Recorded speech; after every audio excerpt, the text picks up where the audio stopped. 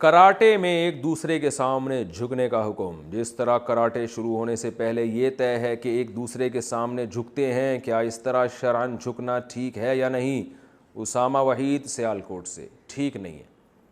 آپ اگر کسی کراٹے سینٹر میں ایڈمیشن لیتے ہیں تو آپ وہاں کی مینجمنٹ کو بتائیں، ریکویسٹ کریں کہ بھائی ہم جو ہے کیا نام ہے، ہمارے مذہب میں یہ جائز نہیں ہے، آپ پلیز ہمیں پرمیشن دیں، ہم نہیں جھکیں گے، ٹھیک ہے نا۔ کوئی اور خدمت ہم سے لے لیں، جھاڑو لگوا لیں آپ کراٹے سینٹر کی ہم سے، ٹھیک ہے نا، برتن دھلوا لیں، کچھ بھی کر لیں گے، ہمارے مذہب میں اللہ کے علاوہ کسی اور کے سامنے جھکنا جائز نہیں ہے۔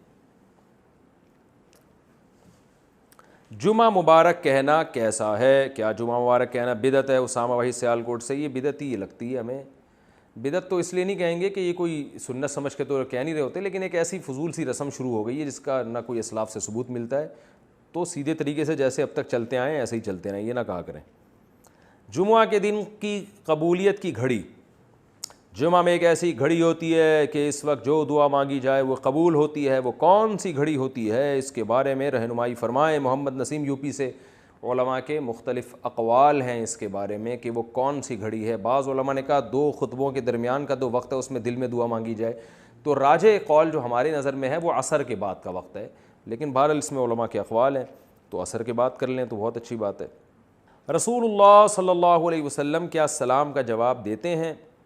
آپ نے ایک بیان میں فرمایا تھا کہ ہم جب سلام کرتے ہیں تو رسول اللہ صلی اللہ علیہ وسلم سنتے ہیں۔ اگر ہم پاکستان سے سلام بھیجیں تو کیا آپ صلی اللہ علیہ وسلم اسے سنیں گے اور جواب دیں گے یا نہیں؟ سلیم خان KPK سے۔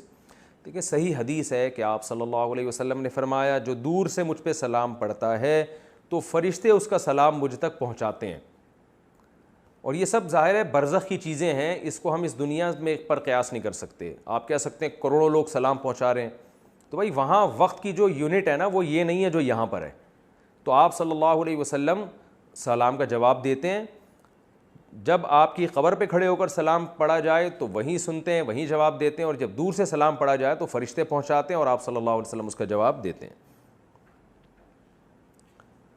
قبر میں رسول اللہ صلی اللہ علیہ وسلم کی حیات۔ اگر ہم رسول اللہ صلی اللہ علیہ وسلم کے روضہ پر جاتے ہیں اور سلام کرتے ہیں اور رسول اللہ صلی اللہ علیہ وسلم جواب دیتے ہیں، کیا یہ عقیدہ رکھنا شرک میں نہیں آتا؟ کیونکہ سنتا دیکھتا تو اللہ ہی ہے۔ نبی صلی اللہ علیہ وسلم کو کیسے پتہ چلتا ہے کہ کوئی قبر پر آ گیا ہے اور سلام کر رہا ہے؟ اس کی تفصیلات سے آگاہ فرما دیں۔ بھائی خود نہیں پتہ چلتا، اللہ بتا دیتے ہیں آپ کو، تو اللہ آپ کو سنوا دیتے ہیں۔ شرک تو جب ہوتا کہ ہم کہتے ہیں نبی صلی اللہ علیہ وسلم یہ کام خود اپنے اختیار سے کر رہے ہیں، جو جیسے نبی نے چاند کے 2 ٹکڑے کیے تو نبی نے تھوڑی کیے ہیں، اصل میں تو اللہ نے کیے 2 ٹکڑے۔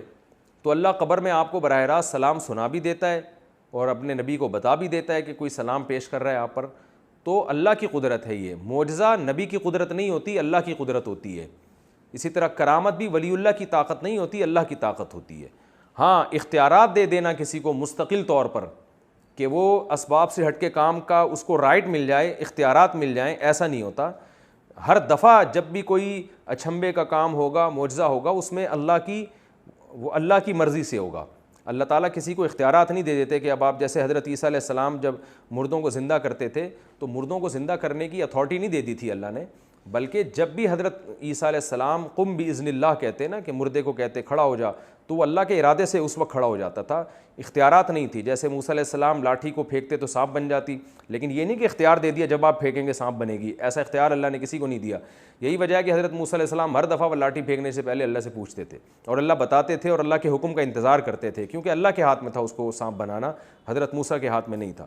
تو یہ جو آپ صلی اللہ علیہ وسلم قبر میں بنفس نفیس سنتے ہیں، یہ آپ کی طاقت نہیں ہے، یہ اللہ کی طاقت ہے کہ اپنے حبیب کو اللہ سلام بنفس نفیس سنوا دیتا ہے، اور جو ہے آپ کروڑوں لوگوں کے سلام کا جواب دے دیتے ہیں۔ تو یہ اللہ کی طاقت ہے، یہ نبی کی طاقت نہیں ہے۔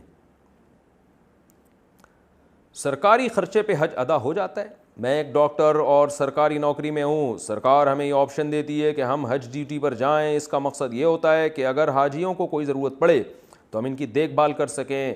اس میں آنے جانے اور وہاں رہنے کا سارا خرچہ سرکار اٹھاتی ہے۔ میں نے ابھی تک حج نہیں کیا، اگر میں ایسی ڈیوٹی پر جا کر حج کر لوں تو کیا اس طرح حج ادا ہو جائے گا؟ محمد علی انڈیا سے۔ جی ہاں جناب، ایک تیر سے 2 شکار ہو جائیں گے،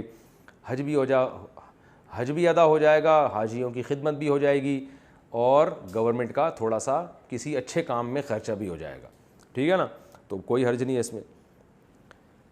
قیامت میں جانوروں کا بھی حساب ہوگا، کیا قیامت والے دن میدان حشر میں ساری مخلوقات اپنا اپنا حساب دیں گی؟ کیا جانوروں کا بھی حساب و کتاب ہوگا یا صرف انسانوں کا ہوگا؟ اصل حساب تو صرف انسانوں کا اور جنات کا ہوگا، جانوروں کا نہیں ہوگا، لیکن اتنا حساب حدیث میں آتا ہے جانور کا ہوگا کہ ایک جانور نے اپنی ہی جنس کے دوسرے جانور پہ اگر ظلم کیا ہوگا، جو کہ ہمارے لحاظ سے ظلم ہے، وہ جانور کے لحاظ سے نہیں ہے۔ جیسے حدیث میں آتا ہے، مسلم کی حدیث ہے، سینگ والی بکری نے بغیر سینگ والی بکری کو مارا تو اللہ اسے کہیں گے کہ اس کو سینگ لگا کے کہیں گے تو اپنا بدلہ لے لے۔ تو علماء کہتے ہیں یہ صرف اللہ تعالیٰ یہ بتانے کے لیے کہ آج جب ان چیزوں سے حساب لیا جا رہا ہے تو انسان کس کھیت کی مولی ہے، یعنی یہ حساب حقیقی معنوں میں حساب نہیں ہے، کیونکہ سینگ والی بکری نے اگر بغیر سینگ والی بکری کو مارا تو یہ حقیقت میں ظلم نہیں ہے، اس کو اتنا شعور تھوڑی ہے، لیکن صرف اللہ اپنی ایک انصاف کو ظاہر کرنے کے لیے کہ میں آج اپنی ہی جنس کی، اپنی ہی ایک قسم کی جو ہے مخلوق کو اگر کسی نے اپنی طاقت کی بیس پہ ستایا تھا تو میں اس کو بھی کہوں گا کہ تم بھی اس سے اپنا بدلہ لے لو، جو تمہیں تکلیف ہوئی ہے اس کا ازالہ کر لو۔ تو جب یہاں تک ہوگا تو انسان تو اصل ہے ہی حساب و کتاب کے لیے، تو جانوروں کا حساب ہوگا جس کو حساب مجازی معنوں میں کہا گیا، حقیقی حساب نہیں ہے، حقیقی حساب صرف اور صرف انسانوں اور جنات کا ہوگا۔